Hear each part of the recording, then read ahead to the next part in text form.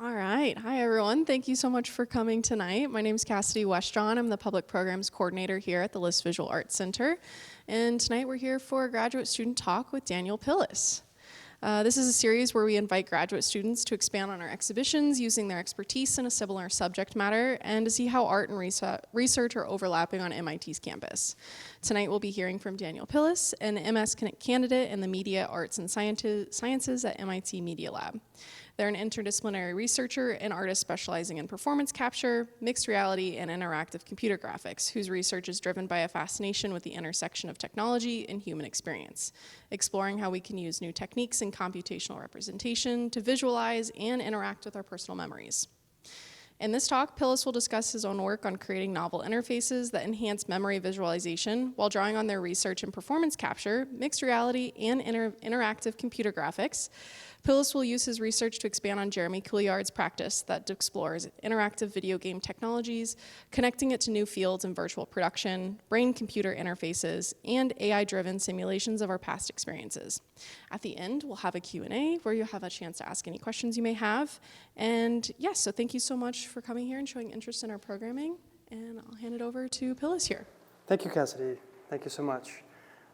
This is really exciting. So I'm a big fan of Jeremy's work and was able to connect with Jeremy a few times while they were on campus. And I am, right now, I'm hooked up to, as you can see, a lot of tablets, a lot of headsets, and I'm kind of trying to demonstrate a little bit of what I think, interestingly, we're expected to want to be living in this world right now, according to Apple and many contemporary computer companies, where we're going to have a headset attached all the time, and we're going to have our tablets, and we're going to be hyper-connected, so much so that you can't even tell if I can see you, and I can't tell if seeing you is different than seeing me. I'm kind of in this beautiful space where right now I am very much involved in the experience of being present with everyone here, but my presence is mediated by the ability, for example, to simultaneously see my past. So you can see I can take a live stream video of what my vision is seeing, and I can take live capture.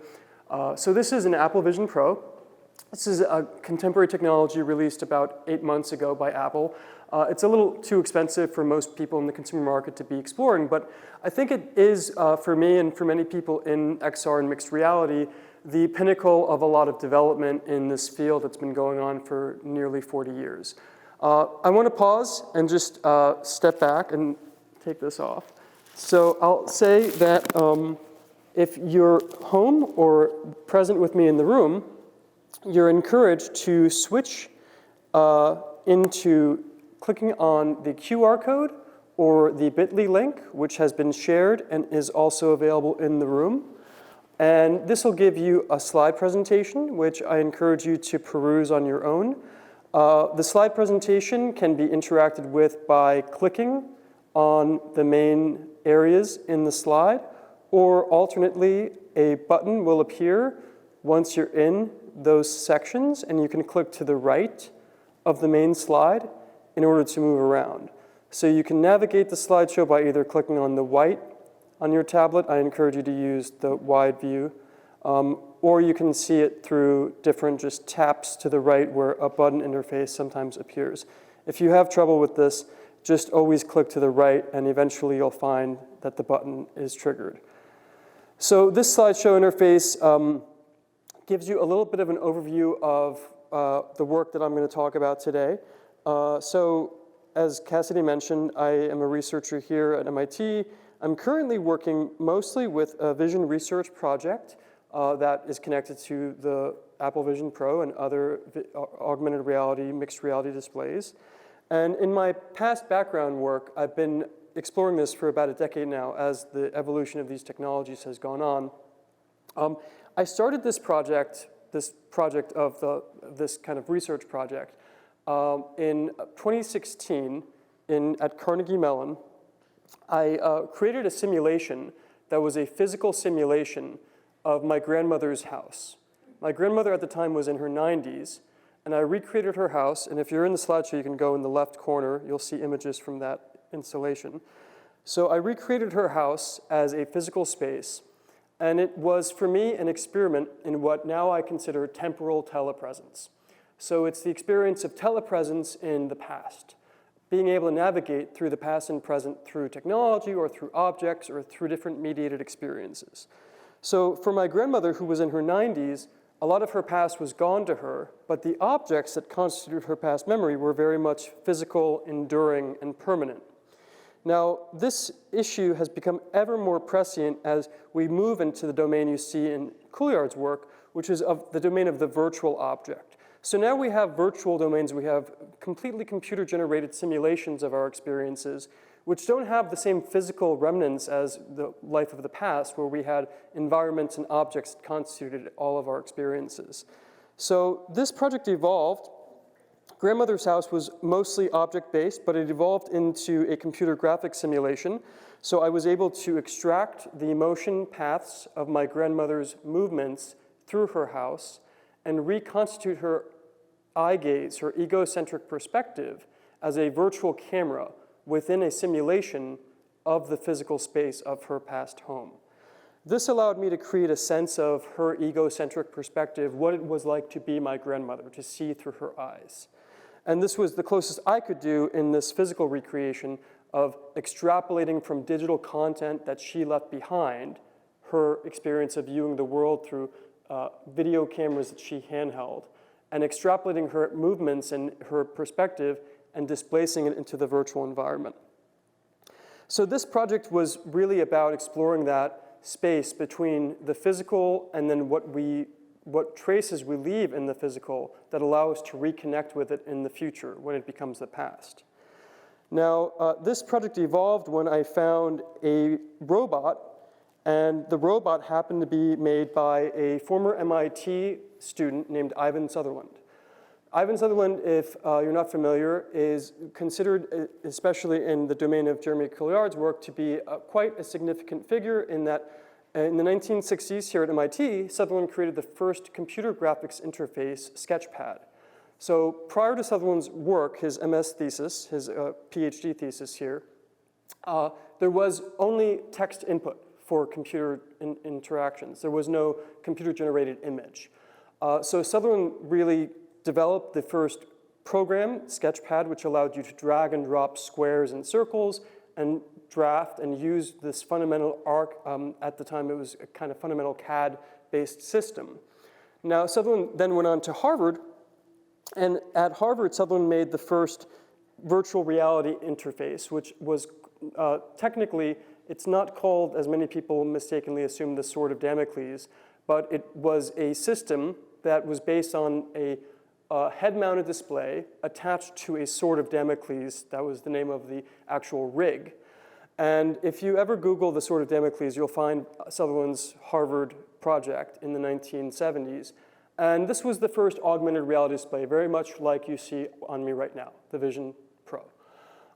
So I was lucky to reconnect with Sutherland in his 70s, many years after the technology had been created, as Meta and Oculus were starting to invest heavily into virtual reality experiences.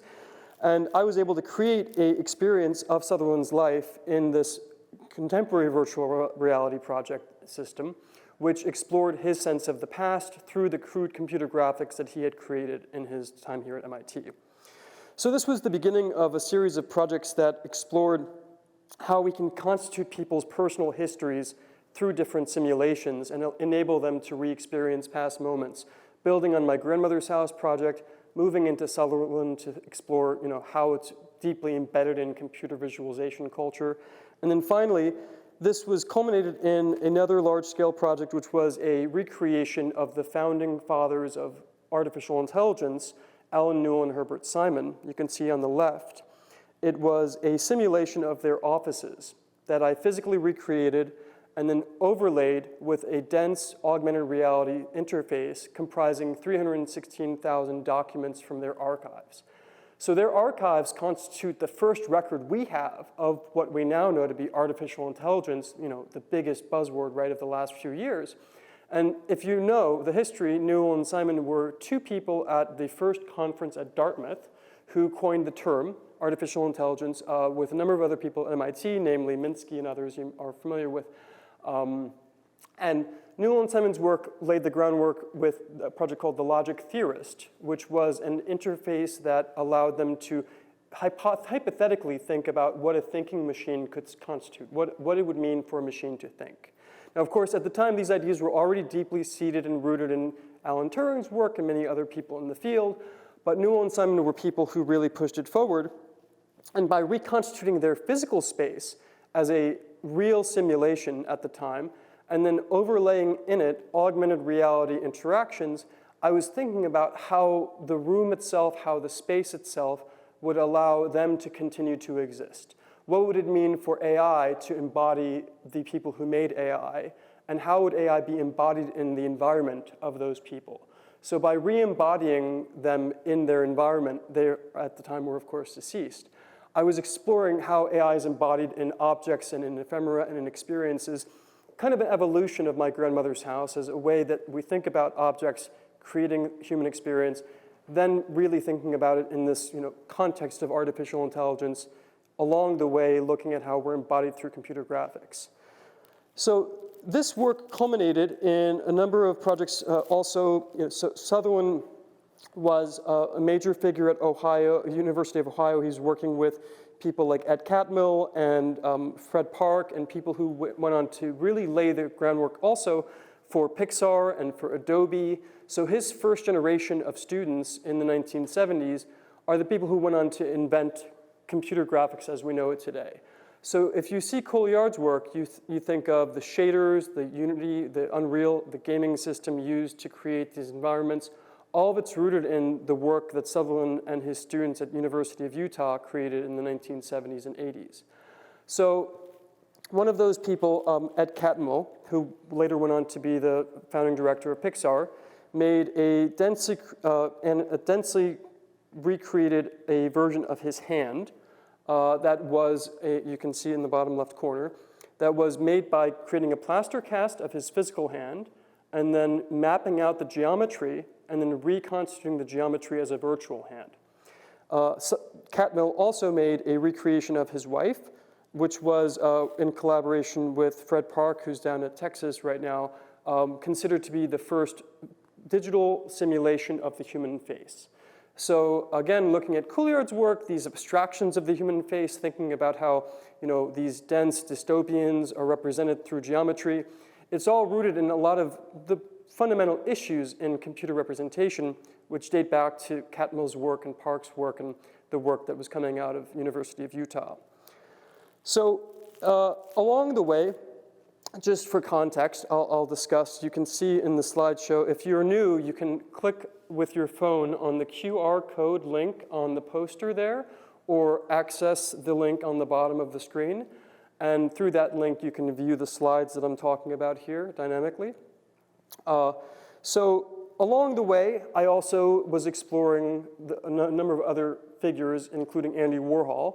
On the bottom, you can see I did an installation at the Andy Warhol Museum in Pittsburgh, Pennsylvania.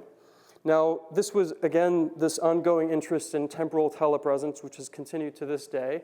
So Warhol, when he was an undergrad, had created a very crude rendering of his childhood living room in Pittsburgh, Pennsylvania. And it was an undergraduate project. It was just kind of pastel drawing, very much not in the style of Warhol that we're familiar with. Now, if you know Warhol, really well known for wanting to be like a machine, wanting to emulate what he saw technology doing. So Warhol becomes very much lost in what technology ends up doing to consume him. But when he was young, his hand was coming through, his gesture was coming through.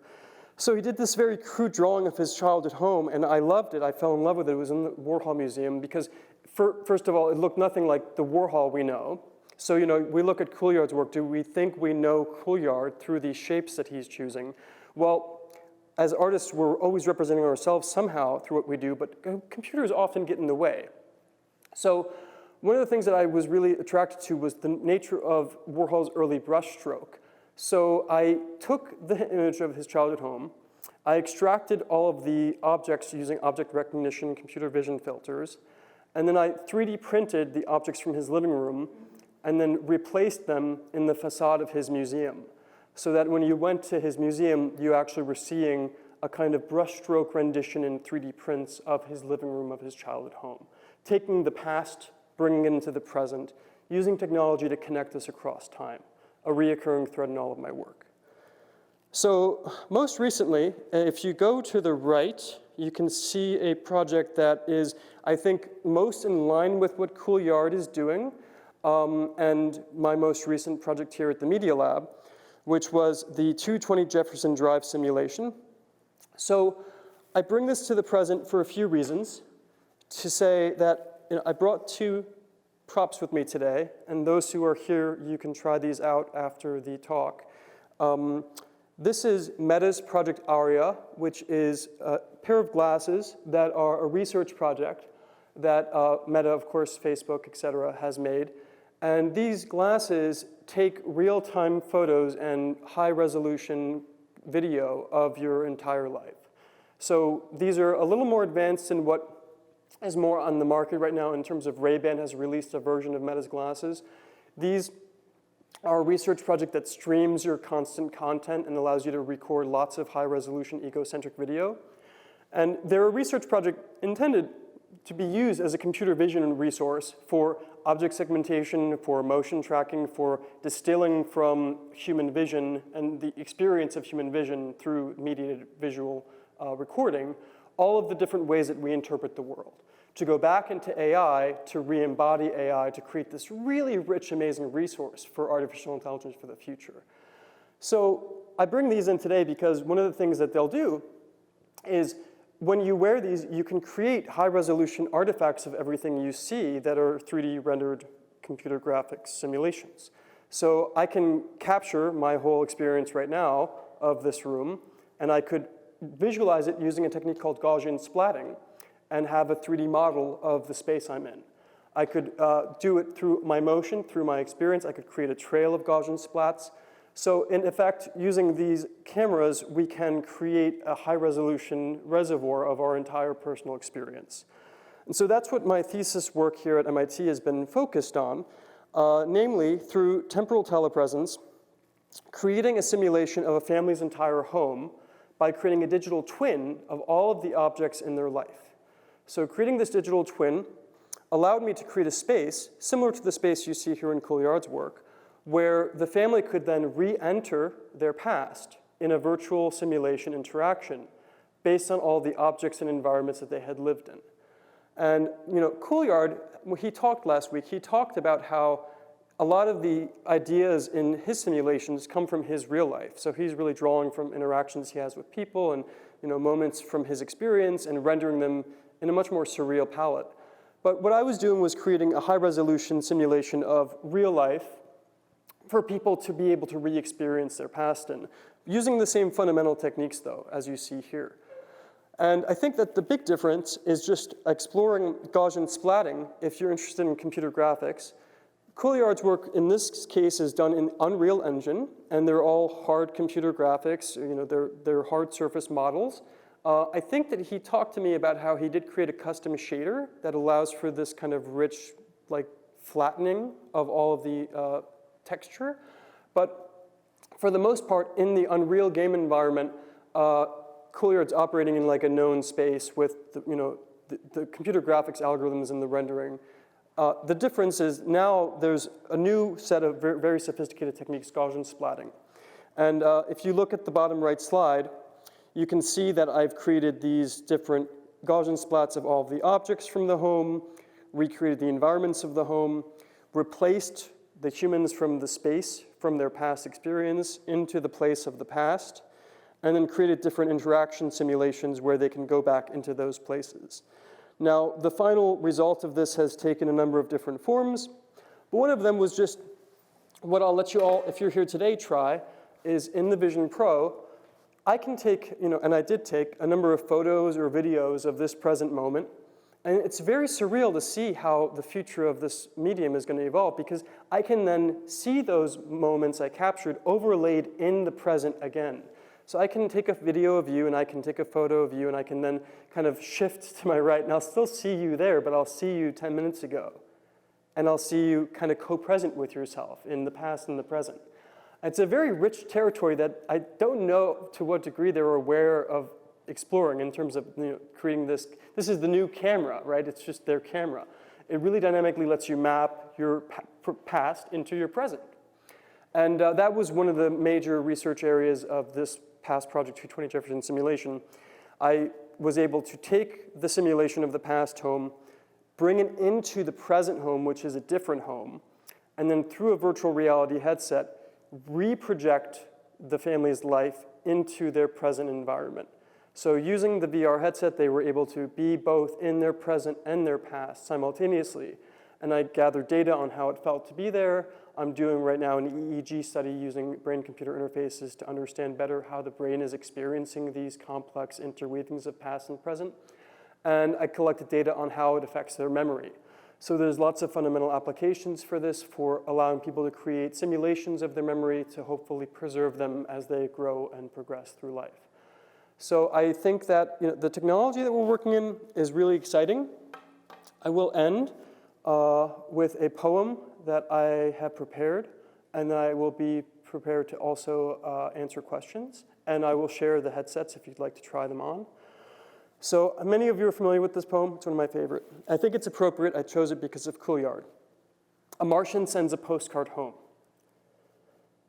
Caxtons are mechanical birds with many wings, and some are treasured for their markings. They cause the eyes to melt or the body to shriek without pain. I've never seen one fly, but sometimes they perch on the hand. Mist is when the sky is tired of flight and rests its soft machine on the ground. Then the world is dim and bookish, like engravings under tissue paper. Rain is when the earth is television. It has the properties of making colors darker. Model T is a room with the lock inside. A key is turned to free the world. For movement so quick, there is a film to watch for anything missed. But time is tied to the wrist or kept in a box, ticking with impatience. In homes, a haunted apparatus sleeps that snores when you pick it up. If the ghost cries, they carry it to their lips and soothe it to sleep with sounds. And yet they wake it deliberately by tickling with a finger. Only the young are allowed to suffer openly. Adults go to a punishment room with water, but nothing to eat. They lock the door and suffer the noises alone. No one is exempt, and everyone's pain has a different smell. At night, when all the colors die, they hide in pairs and read about themselves in color with their eyelids shut. Thank you.